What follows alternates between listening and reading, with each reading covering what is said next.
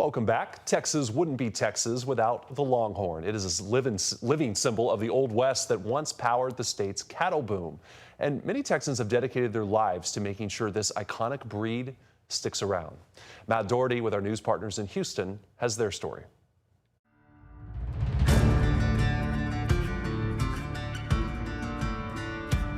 Texas wouldn't be Texas without the Longhorns. The whole lore of the trail rides and the cowboys and it all started with them. Spain through Mexico and into Texas. The Texas Longhorn, an animal that shaped America's future. You were never intimidated by the horns or anything like that? Early, yes. Yeah. We had never been beside any cow in our life. Malcolm and Connie Goodman have been breeding Texas Longhorns at their ranch in Waller for the past 30 years. The horn goes smooth, from one side to the other. The Goodmans have more than 120 head of cattle in their herd today.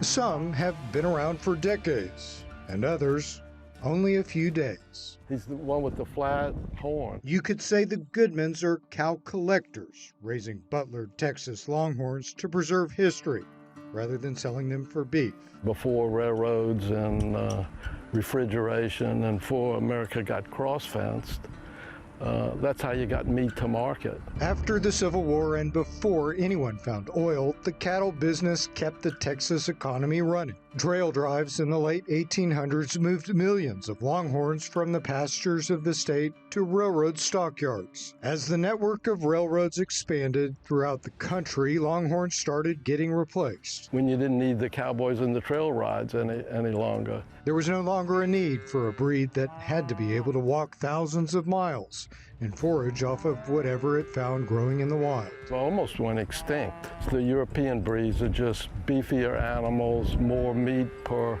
dollar of feed, and just more economic. Texas Longhorns are smaller than today's cattle breeds used for beef. They're also said to be less aggressive, even with their horns. If you can imagine going back to late 1800s, early 1900s, this would be what you would be looking at as far as cattle. If you want to learn anything about Texas Longhorns, you'll find it here at the Butler Longhorn Museum in Kemah. To know a man, you also know his cattle. And to know the cattle, you know the men.